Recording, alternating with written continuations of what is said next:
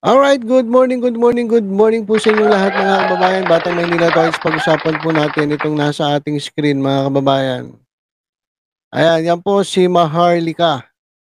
So, nung isang araw, naglabas si Maharlika ng expose tungkol sa di umano'y Pulboronic series. Actually, nung yung nilabas niya, dalawang dokumento na parang prequel Prequel dun sa kanyang matinding expose, ito ngang pulboronic video na napakatagal na, hanggang ngayon hindi pa inilalabas. So, sabi nila, ito muna bibigay naming ebidensya, ito muna ilalabas namin. So, naglabas si Maharlika ng dalawang dokumento. Ito mga kababayan, ipapakita ko sa inyo. Itong dokumentong ito. Ayan po yung nasa ating screen. Dalawa po yan. Itong isa yung pre-operation report ng PIDEA. At itong isa ay authority to operate. Yan mga kababayan. Kung mapapansin ninyo, merong itong letterhead na PIDEA. So, ito daw di umano ay na-fill up noong March 11, 2012. Panahon po ito ni Pinoy. At ito daw dapat ang kanilang gagawin ng mga araw na iyan. Meron silang i-operate na personality na ito mga kababayan. Dito sa authority to operate, ang magsasagawa raw ng operation dapat ay Intelligence and Investigation Service. At nandirito sa ilalim yung mga plate numbers ng mga sasakyan na di umano'y sangkot sa pagdodroga. At meron dito Mazda 3, Vios, Avanza, at ano itong isa? Crosswind. Mali pa spelling. Mali pa spelling ng Isuzu. Dapat Isuzu, hindi Isuzu. Alright, so ito mga kababayan yung authority to operate, at yung isa naman yung pre-operation report. Dito makikita natin yung yung office pa rin ng mag-ooperate dun sa mga di umano'y sangkot sa droga na gusto nilang i-raid. Alright, so ayun pa rin, Intelligence and Investigation Service ng PIDEA. At dito makikita natin yung specific area of operation, NCR Makati City. Siyempre, pirmado ng team leader pero tinakpan. Ito, confidential informant personally appeared before this office and reported that a group of showbiz, merong showbiz and politically affluent personalities are frequently using illegal drugs inside Unit 4C, Rizal Tower Building, Rockwell, Makati City. So meron daw showbiz at political personalities na madalas na gumagamit ng illegal na droga dyan po sa isang unit sa Rizal Tower Building, Rockwell, Makati City. At ito mga kababayan yung name of targets. Yan. Itong mapapansin nyo, meron ditong may takip. At malamang, sabi ko nga, ito yung showbiz personality na sinasabi nilang kasama. Ito ni Bongbong Marcos. At Bonget. Siguro alias Bonget. And some unidentified male and female cohorts. At mayroon pa mga kasamang iba. So ito binlangko nila itong showbiz personality na ito. At ngayon mga kababayan, ito na. Lumalabas na itong sinasabi nila na showbiz personality, di umano mga kababayan, ay si Maricel Soriano. Ito mga kababayan, meron kasing lumabas na video, ito pong nasa ating screen, yan mga kababayan. Na-share po ito ng isa nating kababayan at sabi bistado na Maricel Soriano kasama sa PIDEA list. At meron ditong sinabi yung isang saksi na tila nga ba totoo itong sinasabi ni Maharlika, kasi noong mga panahon na yan, ito ay itong si Maricel Soriano ay tumakbong hubot-hubad diyan sa Rizal, ano yun, Rizal Building o diyan po sa may ano, sa Makati. Ito, pakinggan natin yung ano, yung bidyong ito at bahala na po kayong humusga, mga kababayan, kung kayo'y maniniwala o hindi dito sa bidyong ito kasi ito mga kababayan, kung ito totoo, ay mapapatunayan na totoo yung sinasabi ni Maharlika. Kasi ayon sa PIDEA, etong inilabas si Maharlika na dalawang papel, fake daw po ito. At kung titingnan mo yung kanilang database, walang nangyaring ganitong operation. Actually, wala naman talaga nangyaring ganong operation kasi hindi nga natuloy yan eh. Kasi hinarang daw yan ni nung isang sekretary ni Pinoy na matuloy ang raid na yan. Dito, malalaman natin kung totoo nga ba itong sinasabi ni Maharlika. Ito, guys, pakinggan natin yung video ito. Matapos isiwalat ng veteran vlogger na si Maharlika na may isang sikat na celebrity ang kasama ni BBM na nagdudurog ng droga sa Rockwell, Makati. Ayan mga kababayan pinakita ko naman sa inyo yung papel. Napakita ko ulit sa inyo para malinaw. Ito mga kababayan, Rockwell, Makati. O tamang-tama yung lugar, NCR Makati City. At kasama ni Bongbong Marcos itong naka-blanco. Itong naka-blanco na ito, itong may takip. So yan yung yan yung di umano'y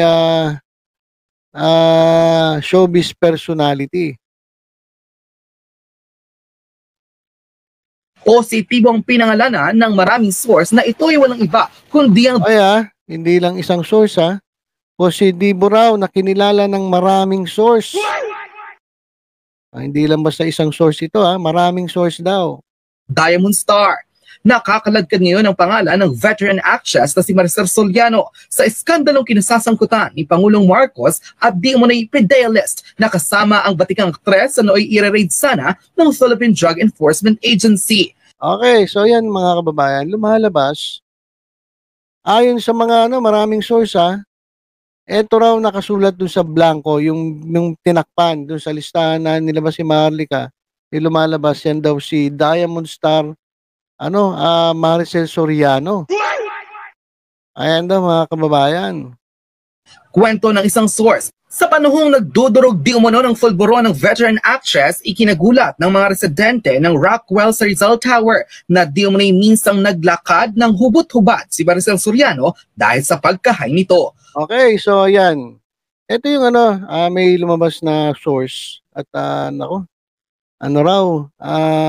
nangyari daw noon dyan sa Rockwell mismo, nakita etong si Maricel Soriano na tumakbo dyan sa sa building ng hubot-hubad.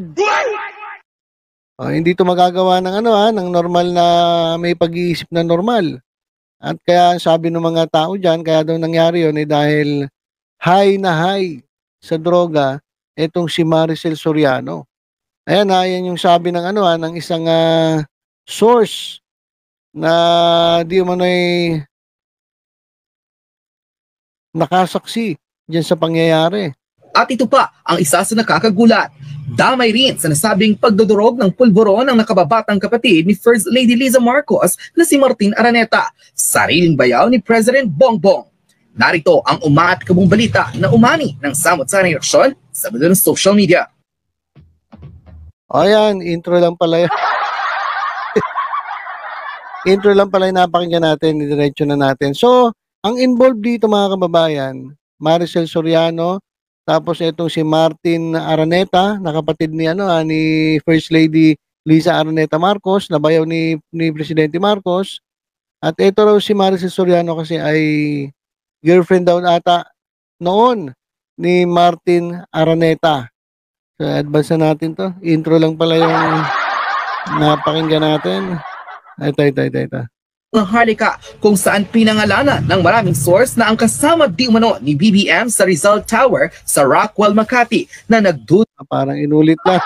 Inulit lang, dito tayo. Dagdag tayo ng bagong Ayan. Abi, bago ko expose ang nalalaman po. Now that everybody got their clues, who is the female star na Teka. May sounds. Baka makapiright tayo. Nako, ito tingnan ko lang babasahin ko na lang ito nakasulat dito. Tingnan natin. So lumalabas mga kababayan, ito nga yung si Maricel Soriano yung nandoon kasi kasama pala siya na tumitira ng droga dun sa ano, sa Rockwell. Kasi nga etong si Maricel Soriano, jowa itong si Martin Araneta na kapatid ni ano, ni, First Lady Araneta Marcos. At siyempre kasama itong kanilang target na si Presidente Bongbong Marcos. Actually ito mga kababayan, itong expose ni Maharlika, ang target nila rito si Presidente Marcos, eh. Gusto talaga nilang siraan si Presidente Marcos, kaya nga itong expose na ito ay nailabas. Kahit itong papel na 'to ay 2012 pa. Talagang ano, hindi ko alam kung ano yung ano ni Maharlika, eh. Kung ano talaga yung kanyang, layunin o purpose ba't niya ginagawa ito. Pero ang sabi niya, talagang gusto niya lang tumulong sa mga kababayan at ma-expose itong ginawa ni Presidente Bongbong Marcos na dati, grabe ang kanyang pagsuporta. Dati po, talagang ano 'to, supporter ni Presidente Marcos. Nung panahon ng kampanya natatandaan ko kinakalaban niya lahat ng kumalaban kay Marcos, eh. Pero nagulat na lang ako na itong pag-upo ni Marcos biglang bumaliktad. At eto na, kung ano-ano na ang pinaglalabas ng mga expose laban kay Presidente Marcos. So ito mga kababayan, hindi na natin ipe-play, may sounds kasi baka ma-copyright tayo. So eto yung ano, ito nga daw na yung nangyari. Parang pinatunayan nung source na etong si Maricel Soriano ay kasama nga dun sa pulboronic session nila diyan sa building niya sa Rockwell. Kasi nga yun, ayun na, nakita ng tao, eh. Dahil sa sobrang high daw, madalas na gumagamit sila diyan, sobrang high daw itong si Maricel Soriano noon ay tumakbo. Tumakbo nga nakahubot-hubad diyan sa building na 'yan. Ang ginawa lang daw ng security ay, binalutan siya, ah, ng damit at ibinalik sa unit niya. Of course, maraming nakakita pero lahat sigurado ng mga o marami daw nakakita pero halos lahat naman daw mga residente ng ano, ng, building na 'yan. At kaya pala daw, lutang na lutang itong si Maricel Soriano kaya din naubos yung mga pera niya dahil nga dun sa ano, sa paggamit ng illegal na droga. At kung babasahin niyo 'to, sinasabi ng source na, saka yung sinasabi ni Marlica totoo yun. Kasi nga dahil yung kapatid ni Liza Araneta Marcos na si Martin Araneta ay ex-boyfriend ni Maricel Soriano. So ayan mga kababayan yung ano, yung, in-expose ni Maharlika na actually dapat pagtatakpan yung showbiz personality pero lumalabas ito na. Lumalabas sa social media na etong, tinakpan nila na showbiz personality na kasama nila PBBM at ni Araneta, ni Liza Araneta Marcos ay walang iba kundi si Maricel Soriano. So sa mga oras na ito wala pa tayong naririnig na ano, na paliwanag galing dito sa Diamond Star. So ito yung nakakagulat at, abangan natin kung ano ang sasabihin ni Miss Maricel Soriano tungkol dito. At, kung ano ang, masasabi rin ni Maharlika na siya nga nag-expose nung dalawang papel, pero hindi niya nga in-expose si Maricel Soriano kasi tinakpan niya yung pangalan. Ngayon lumalabas na, malamang magpapaliwanag niyan si Maharlika. So ayun lang mga kababayan, abangan natin yung mga susunod pang, mangyayari tungkol dito sa expose ni Maharlika na ito nga, pinapatunayan na totoo yung expose na nagkakaroon nga ng ano, ng, session diyan sa Rockwell, diyan sa isang, building niya sa Makati City. Sabi naman ng PIDEA, yung papel naman na yon ay fake at walang ganong, makikitang papel sa kanilang database. So ito, alamin natin kung sino talaga nagsasabi ng totoo. Kasi base raw sa source, totoo ang sinasabi ni Maharlika pero sabi naman ng PIDEA, hindi daw totoo. So siguro puwedeng totoo na totoo yung sinasabi ni Maharlika pero yung operation, yung papel, pinabulaan na lang ng PIDEA kasi hindi naman natuloy, 'di ba? Hinarang ng, sekretary ni Pinoy. So pupuwedeng totoo ito at talagang, nagkakaroon ng session dun. Pero ang problema kasi 'no, eto lang yung tanong ko kasi, alam niyo pala na gano'n, alam niyo pala na gumagamit itong kandidatong ito ng illegal na droga, alam nyo meron pala kayong hawak na ebidensya, bakit kinampanya nyo pa? Bakit inilatag nyo sa mga Pilipino? Ito yung gusto ninyo. Ito yung gusto nyong maging presidente. Tapos ngayon, bigla kayong babawi. Kasalanan nyo rin yun eh. Di ba? Nandiyan na, nakapwesto. Unang-una, kayo nagpwesto. Kinampanya nyo. Tapos ngayon, sisiraan ninyo. Wala na kayong magagawa niyan. Pinakamaganda talaga, antayin nyo na lang yung termino na matapos. At yun, susunod, magkampanya uli kayo ng gusto nyo maging presidente. Di ba? Ngayon, ito, nasa inyo yung burden of proof. Kayo magpatunay na totoo yung sinasabi ninyo. At ito na nga, nadamay na si Maricel Soriano. Tingnan natin kung ano magiging statement ni Maricel Soriano tungkol dito. Alright, so yun lang mga kababayan, tutok-tutok lang dito sa Batang Manila to sa iba pang updates. Ingat po tayong lahat. God bless po.